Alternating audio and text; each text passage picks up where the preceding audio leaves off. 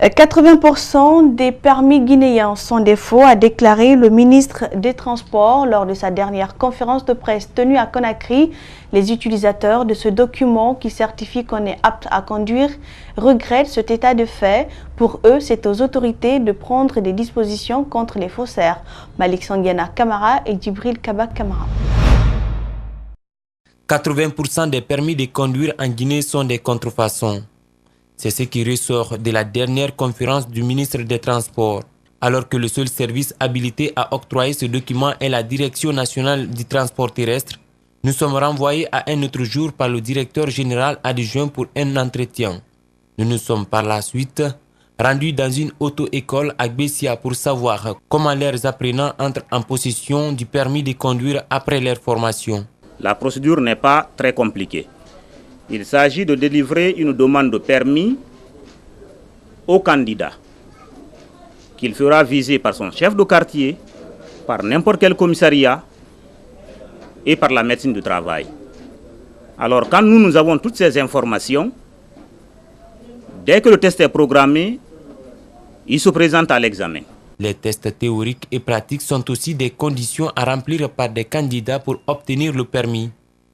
Sur la question, des avis divergent. La pratique existe bel et bien, parce qu'à chaque fois que l'on se présente à l'examen du permis de conduire, on est obligé de nous présenter avec une voiture. On n'a pas de voiture, pas d'examen.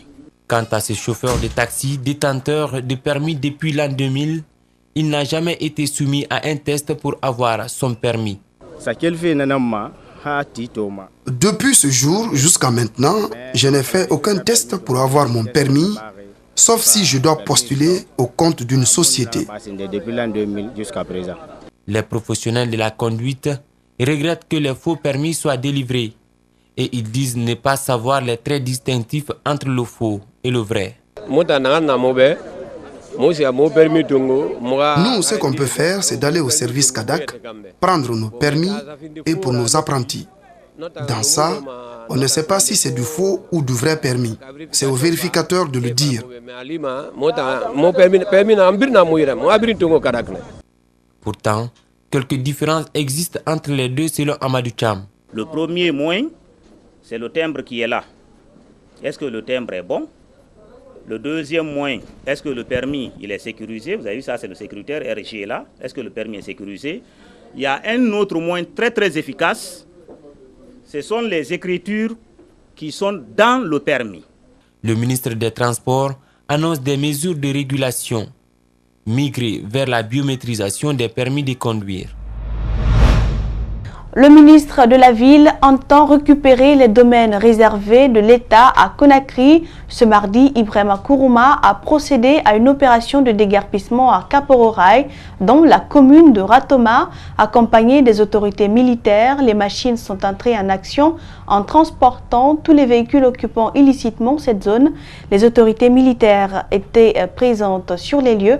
Ouminatou Silibé et Tierno Sadouba nous font le reportage. Véhicules, gros porteurs, tous ont été dégagés du centre directionnel de Koloma. Ainsi, tous les encombrants physiques ont été débarrassés des lieux par les crues du génie militaire. L'opération consiste à soigner l'image du quartier Kaporo. Le gouvernement compte y amener quelques départements ministériels de la ville. Il y a eu le schéma directeur de Kaloum Vision 2040. Il y a Grand Conakry Vision 2040 qui fait en sorte qu'il doit y avoir forcément un déplacement du centre administratif sur Koloma. Vous savez, malheureusement, on a un seul sens à Conakry. Tous les matins, tout le monde se lève, direction la ville. Pourquoi? Parce que c'est là que se trouve l'administration publique et privée. C'est le centre des affaires. Il n'y a qu'un seul pôle. Et le président de la République, dans son souci de faire en sorte que la ville soit décongestionnée, que chaque Guinéen puisse vivre de façon décente et à l'aise, s'est investi pour avoir ce schéma directeur de Kaloum Vision 2040 et de Conakry Vision 2040. Grand Conakry. Ce site, domaine réservé de l'État, est illégalement occupé depuis des années par les citoyens. Il y a eu le décret 211 qui a été signé en 1989, qui fait du site de Koloma, le centre directionnel, comme étant un domaine réservé de l'État. Il y a eu un premier déguerpissement qui a eu lieu. Et de tout temps, les gens ont compris que ce site-là, sachant que ce site-là est un site réservé, Ils sont venus s'installer de façon illégale, ils ont continué à occuper le domaine. Pour le ministre, cette opération est un avertissement sérieux pour des Guinéens qui, selon lui, défient le gouvernement. Donc la récupération des domaines réservés de l'État ne se fait pas seulement pour Kaloum. Vous avez vu, on a été en tas. Ici, nous allons le récupérer. Nous allons travailler à la fin du mois, nous allons travailler pour que Dar es Salaam soit complètement dégagé d'ici. Il faut que chacun comprenne que tous les domaines réservés de l'État, sur instruction du président de la République, vont revenir dans le portefeuille de l'État et l'État va les récupérer pour en faire son besoin. Le ministre Ibrahima Kourouma ne compte pas s'arrêter à mi-chemin. Les habitations concernées seront toutes démolies.